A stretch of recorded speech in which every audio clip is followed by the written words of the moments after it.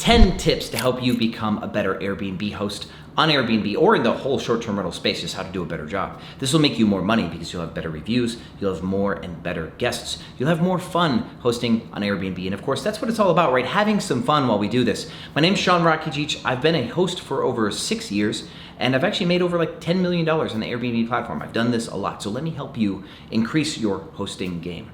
Welcome to the channel if you're new, and let's jump right in.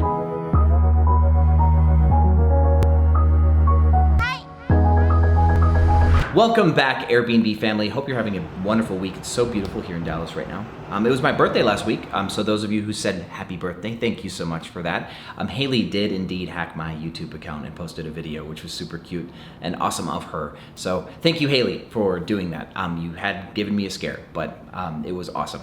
So this video is going to be 10 tips, and it's going to be targeting different hosts up the ladder, even you big boys with tons and tons of property. So those newbies out there, I've got some tips for you, but listen to the bigger tips because you'll want to remember these things as you grow and get bigger too. The first tip to help you become a better Airbnb host is to be a host and not a business. It's to bring it all the way back to the beginning. A lot of you hosts out there, like me, we're large, 100+ properties. We start to systemize things. And what happens is you start to lose the human touch from systemization. For example, automated messages. When somebody books, they're like, hey, thank you for booking with us. We're so excited to have you. Here's the house rules that you should have read before booking. Please give these a review again. And we'll be sending you another message soon with your check-in information. But that's automated, and they know that it's automated. So what I would recommend you do is spend more time having some chit-chat on the front. Hey, thanks for booking, John. Looking forward to having you here in Dallas. What brings you to town? Cool, thank you, stuff like that. Just any sort of small talk. And then your automated messages can kick in later. So delay those automated messages to give a human on your team some time. Just have some regular talk with them. And that way, if you get the chance to talk with them, cool. If you don't, your automated messages will still hit. So best of both worlds, right? But that, of course, is just one example of injecting the human element back into your process-driven business. So I want you to focus, you big guys out there, what are all the ways that you've kind of lost that human element for the sake of process automation? Try to bring it back and give that human touch again, because you're competing with a lot of little hosts. They're going to take your lunch if you stay Mr. Roboto with your business. Number 2, over-deliver. All of you, little hosts, big hosts, you can over-deliver. And this is, one, controlling how you sell your property. Don't oversell the space. A lot of us are so eager to get bookings that we do our best with our copywriting, and we'll like, this vintage cottage, where what you actually meant is like this old cottage that needs some repair, right? We all find a way to, spin the words in our favor as much as possible. This is an example of where we're just so eager to get somebody to stay there that we sell the most perfect version of our property, and it gives us no room to over-deliver on experience. So I do recommend that you stage your table, right? When you take photos of the table staged, and you have like cool props and adornments and stuff. But that means that when somebody arrives, you have to deliver all that expectation. So you have to have like the full kitchen and the plates and the cups and stuff. And it could be cool to keep the table staged just for funsies, in order to, of course, make sure that they have that on the nose experience.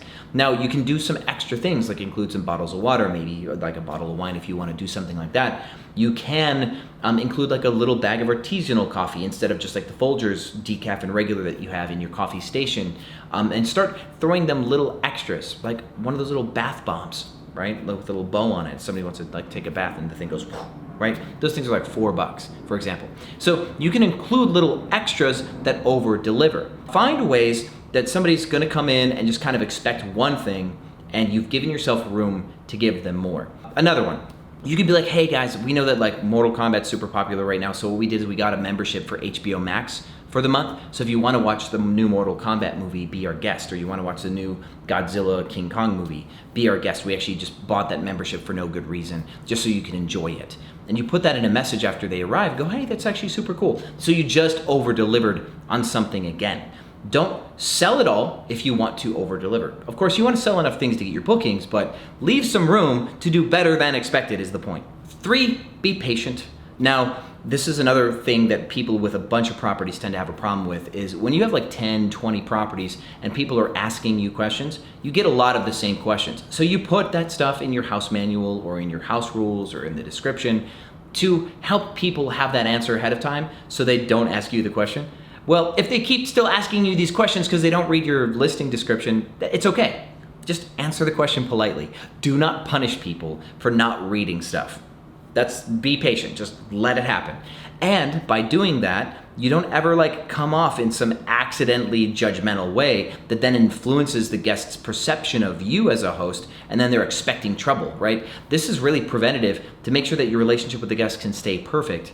And so yes, you have to not punish people for not reading their full descriptions. And I know that the busier you get, the more like this can start to ping you. I know a lot of you hosts have a problem with this. So it's a simple tip, but it's a powerful one. 4, ask if there's anything that you can do to help them with their reservation or around their reservation. Now this is generic, and they might say, well, actually, yeah.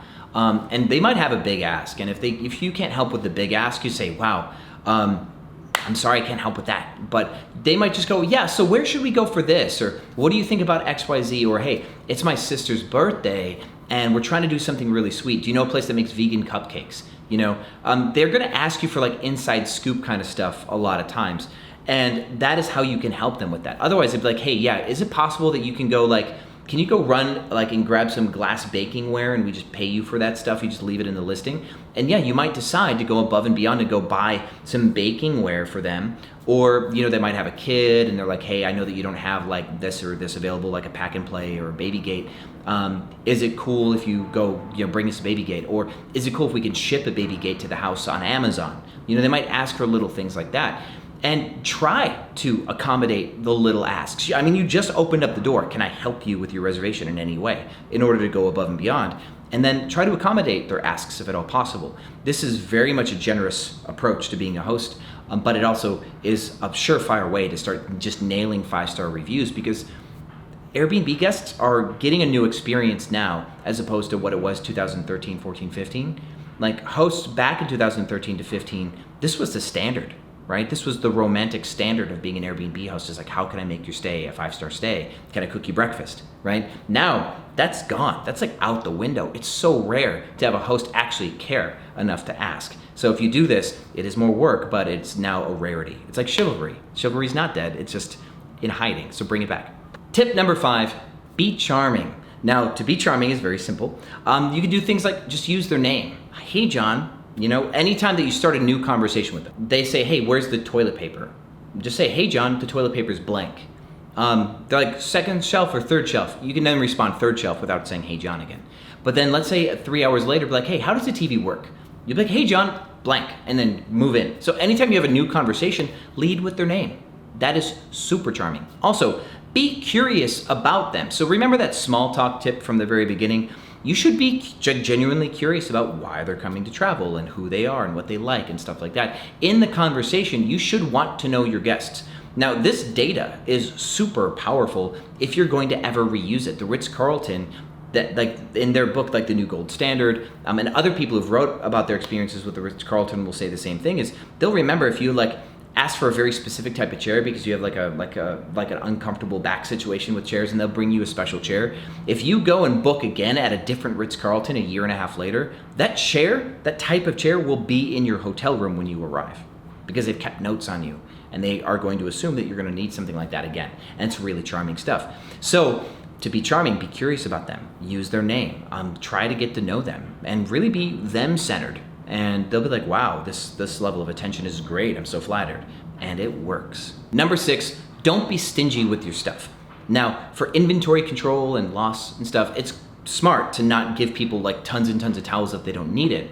And Airbnb has like rules where you need 1 pillow, 1 towel per person on the reservation. And, you know, giving the minimum arguably is okay to start, but you should be ready to give people more stuff if they ask for it. So on hand nearby, have extra sheets, extra pillows, different types of pillows, extra towels, extra cleaning supplies, extra toilet paper, extra coffee, like all that stuff. Keep it on hand and just be ready to give them more if they ask, right? So you don't need to just throw all that stuff in there and risk losing money, but just be prepared for people to ask you for some stuff like normal, and just be prepared to say yes by not being stingy. You want to come off generous. You want to come off like you don't have a limit to like what you're willing to do for the guest.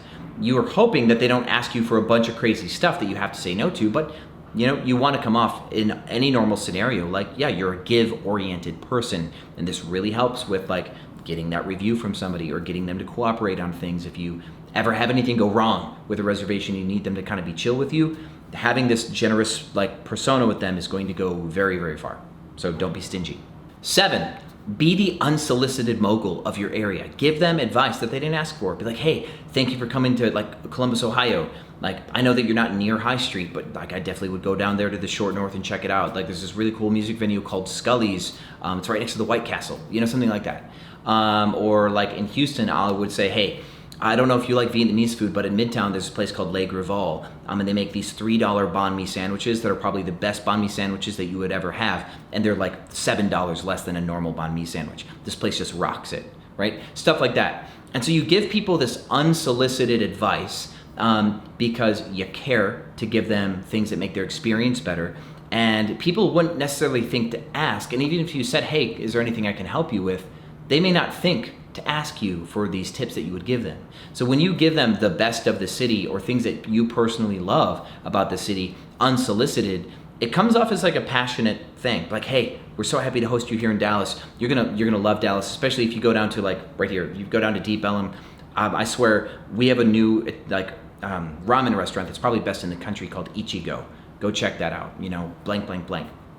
And so those types of things, like, it just shows that you're more eager, right? And coming off like that reputation, being perceived as a better Airbnb host than your competitors, that eager to give, like we just talked about, these are the ways that you get that kind of the reputation and rapport with your customer. So be prepared to just sling some unsolicited advice at people as a way to improve their experience with you.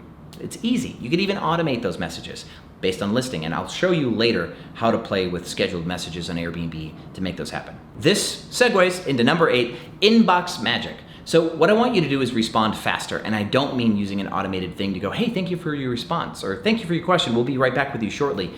You really want to make sure that you have a human available to respond quickly to people's questions. Even to take phone calls or to text back or whatever. I really do recommend keeping your conversations on the Airbnb platform. That's a different conversation. But you want to respond fast and you want to respond human. And if you do use automated messages to tell people things, please make sure that they know that it's automated by putting at the bottom, this was an automatically generated message. Just right at the bottom, so they know when they're talking to a human and they know when they're not talking to a human. All right, it helps people not be frustrated. And let me give you a point. Have you ever tried calling AT&T to set up internet or to change your internet? Or have you ever tried calling your bank to like inquire about something? These automated systems, they suck so much and we don't like them. None of us like them. So let people know, this is an automated message. Don't try to talk to this bot at the moment. You want to talk, I'm still here for you, and respond as a human. People really do care about that human element, but you got to make sure that you're on top of it. Don't get too busy for customer service, and make that magic pop in the inbox. And do that whole use their first name and all that good stuff too. Number 9, we're gonna take gratitude and we're gonna express it in Technicolor with all of your guests. When a guest checks out and they leave, when you send their like farewell messages, and of course you're going to go through that whole reviews phase, I want you to tell people why you love hosting, and I want you to thank them for making that happen for you. So you'll be like, hey John, it was such a pleasure having you. Ever since my wife lost her job 2 years ago, we turned to Airbnb to, make some extra side money so we can afford our mortgage payment. And that's turned into a passion for both of us. We just get so much pleasure from meeting people from all around the world as they've been staying in our guest house. Of course, next to our main house in our ADU or something like that. And I want to thank you for choosing our place and making this possible, so that way we can continue to, in a safe way, pay our mortgage while, having the pleasure to meet people like you from all around the world and connect with other humans. It means the world to us. Thank you so much, right? Something like that. Craft your gratitude message so that when people leave, tell them why you love hosting and why they just made that happen for you. And then you just made people go, man, you made me feel like a good person just by booking with you. That's so awesome. And that's a 5-star review right there, just for being super grateful. Now, number 10, all of you hosts who have any experience on the Airbnb platform, been doing this for a while. You've seen it all, right? So my last tip for you to be a better Airbnb host is drop the entitlement and turn the other cheek. There are so many of you who have seen some bad guests, especially with COVID and travel getting weird, and like in Philadelphia, we've got guests just throw parties all the time, and it's been a bear. But we are in hospitality. Like, we make money by giving people who travel to our towns the best experience that we can give them, right? It's not this entitlement where like, oh, I have a property and you have to be good enough for my property, and like if you aren't cool, I'm gonna be like super judgy about you. That is not the flow of energy in this space. You're trying to make a profit. And so you're trying to build this business that's sustainable. And with that, you have to try to make your guests love you and be happy that they've booked with you. So you have to forget that you've ever had a bad guest, ever. You have to forget about all of your negative experiences with guests, and you need to drop that sense of entitlement that you deserve good guests, that you deserve the best guests only, and you need to start trying again to charm and win over your guests. It's a total mentality shift that a lot of you hosts need to make. So thank you for watching this video. I wish you a ton of success in 2021. And of course, in all the years to come. Thank you so much, and I'll see you on the other side.